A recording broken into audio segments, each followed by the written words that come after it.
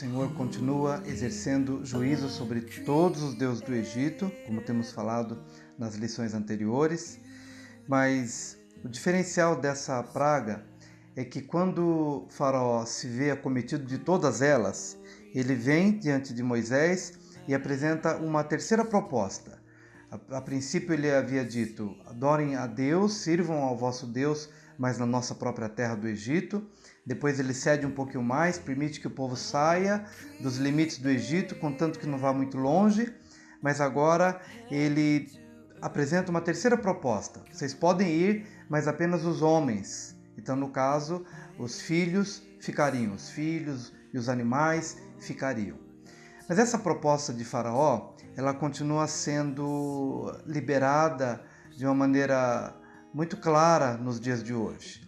Nós percebemos claramente o quanto Satanás tem estado interessado em reter os filhos, em reter as crianças. Quantas situações de abandono de crianças, quantas situações de violência doméstica envolvendo pais contra filhos, quantas situações de abuso, quantas situações de pedofilia. Em todas elas, nós encontramos a mesma artimanha de Satanás. Os homens podem até ir sacrificar a Deus, cultuar a Deus, mas as crianças vão ficando marcadas pela rejeição, pela violência doméstica, pelo abuso sexual, pelas palavras duras, palavras de maldição que são liberadas dos pais contra seus filhos, impedindo que eles prosperem. Portanto, essa proposta de Faraó, ela não pode ser aceita em nossos dias. Nós precisamos hoje tomar um posicionamento sacerdotal, o pai, a mãe, de trazerem seus filhos para a comunhão da palavra, trazerem seus filhos não somente para os cultos da igreja, mas trazer a vida espiritual, trazer a palavra de Deus para o ambiente do lar, através do culto doméstico, ensinando a criança no caminho em que ela deve andar. E quando ela se tornar adulta, não se desviará deste caminho. Moisés não aceita essa proposta. E então vem uma outra praga, que é a praga das trevas. A anterior foi a praga dos gafanhotos, mas agora ele está diante de uma grande praga que recairia sobre todo o Egito, que é a praga das trevas, que também seria um juízo de Deus sobre os deuses do Egito, até porque os egípcios adoravam o sol como Deus.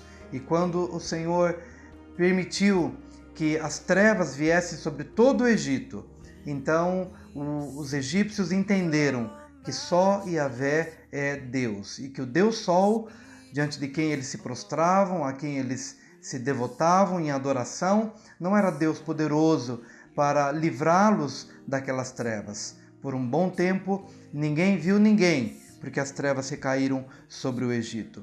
E nesse momento é que Faraó apresenta a sua última proposta. Olha, vocês podem ir, adultos, os filhos também podem ir, mas o rebanho vai ficar. E Moisés, contundentemente, chega diante de Faraó e diz: não aceita essa proposta, nenhuma unha ficará no Egito.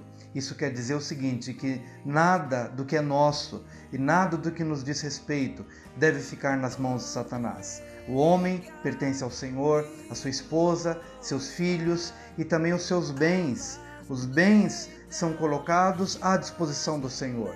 Faraó queria ficar com o rebanho para que o povo sem suprimento sentisse a necessidade de voltar. Mas Moisés disse: não, nós precisamos dos nossos rebanhos, precisamos dos nossos animais, porque é por meio deles que vamos sacrificar ao Senhor. E nós devemos ter essa consciência de que nossos bens, não estaremos apegados a eles, mas nós nos utilizaremos dos nossos bens para serviço do reino de Deus, para engrandecimento do reino de Deus. Então, os nossos bens, a nossa prosperidade, colocaremos aos pés do Senhor, a serviço do Senhor, e nenhuma unha ficará no Egito. É a nossa reflexão de mais um dia, em nome de Jesus.